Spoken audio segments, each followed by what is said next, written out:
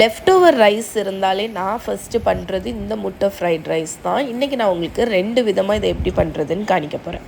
So first முட்டையில் கொஞ்சம் salt, கொஞ்சம் பிளாக் பெப்பர் பவுடர் போட்டு நல்ல ஒரு ஃபோர்க்கை வச்சு இந்த மாதிரி அடிச்சிடுங்க. 1 கப் அரிசிக்கு வந்து உங்களுக்கு ஒரு 3-4 முட்டை அந்த அளவுக்கு தேவைப்படும்.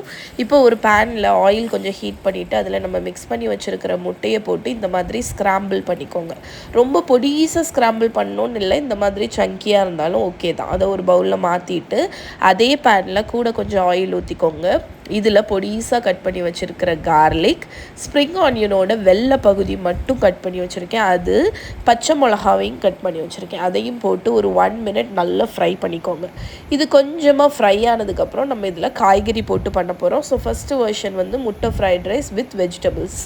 கேரட்டு, பீன்ஸு, கேப்சிகம் 3 பொடிசாக கட் பண்ணி வச்சுருக்கேன், அதை ஆட் பண்ணிக்கோங்க. நீங்கள் இதில் கேபேஜ் போடலாம், அதுக்கப்புறம் பச்சை பட்டாணி போடலாம், எந்த காய் வேணாலும் காய் போட்டுட்டு அதை ஒரு 2-3 மினிட்ஸ் வதக்கிடுங்க. இப்போ கொஞ்சமாக உப்பு, அதுக்கப்புறம் ஒரு பிஞ்ச் சுகர் போட்டு நல்லா மிக்ஸ் பண்ணி விட்டுருங்க. ஸோ காய் வந்து ஓரளவுக்கு வெந்ததுக்கப்புறம் வேக வச்சு வச்சுருக்கிற ரைஸ் போடுங்க. நான் வந்து பாஸ்மதி ரைஸ் தான் யூஸ் பண்ணுறேன். வேக வச்சு கூலாகி இருக்கணும், கம்ப்ளீட்டாக கூலான ரைஸை போட்டு நல்ல ஒரு பெரட்டி விடுங்க. இப்போ இந்த ரைஸுக்கு வந்து ஃப்ளேவரிங் வந்து நம்ம ஆட் பண்ண போகிறோம். ஸோ ஃப்ளேவரிங்க்கு நான் வந்து கொஞ்சமாக சோய் சாஸ், இது வந்து டார்க் சோய் சாஸ், இது வந்து நல்ல ஒரு கலர் கொடுக்கும், அதை ஆட் பண்ணி மிக்ஸ் பண்ணிடுங்க. அதுக்கப்புறம் வினிகர் இல்லைனா லெமன் ஜூஸ், இது வந்து ஒரு புளிப்பு தன்மை கொடுக்கும்.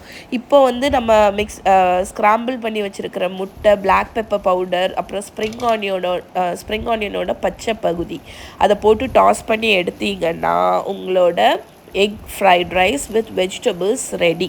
இது பர்டிகுலர்லி குழந்தைங்களுக்கு ரொம்ப நல்லது, பிகாஸ் வெஜிடபிள்ஸ் ஆட் பண்ணியிருக்கிறதுனால. இப்போது சிம்பிளான ஒரு வெர்ஷன் காணிக்கிறேன். அதுக்கு கொஞ்சம் ஆயில் ஊற்றிக்கோங்க. அதில் நம்ம மிக்ஸ் பண்ணி வச்சுருக்கிற முட்டை சால்ட் பெப்பர் போட்டு அதை ஸ்க்ராம்பிள் பண்ணி அதை ஒரு பவுலில் மாற்றி எடுத்துருங்க. ஸோ இது வந்து நம்ம கடைசி தான் ஆட் பண்ண போகிறோம். இப்போ அதே பேனில் கூட கொஞ்சம் ஆயில், நான் வந்து டோஸ்டட் செசமி ஆயில் தான் யூஸ் பண்ணுறேன். அதில் கார்லிக், ஸ்ப்ரிங் ஆனியனோட வெள்ளை பகுதி, பச்சை மிளகா இவ்வளோத்தையும் போட்டு ஒரு 1 நிமிஷம் ஃப்ரை பண்ணிக்கோங்க. இப்போ வந்து இதில் குக் பண்ணி வச்சுருக்கிற ரைஸ், கொஞ்சம் சால்ட்டு, கொஞ்சம் சுகர், கொஞ்சமாக வினிகர், கொஞ்சமாக சோயா சாஸ் ஊற்றி பிளாக் பெப்பர் பவுடரையும் நீங்கள் போட்டுருங்க. ஒன்றாவே எல்லாத்தையும் போட்டுடலாம். போட்டுட்டு நல்ல ஒரு பெரட்டிடுங்க. ஸோ இது வந்து சிம்பிள் வெர்ஷன். இப்போ ஃபைனலாக ஸ்ப்ரிங் ஆனியனோட க்ரீன் பகுதி, முட்டை ஸ்க்ராம்பிள் பண்ணதையும் போட்டு டாஸ் பண்ணிங்கன்னா உங்களோட சிம்பிளான egg fried rice ready. So இது வந்து நீங்கள் குவிக்காக வேணும் அப்படின்னு நினச்சிட்டிங்க, இதை ட்ரை பண்ணலாம். இதோட ஃபுல் ரிட்டன் ரெசிபி yummy.aarthi.com இருக்குது.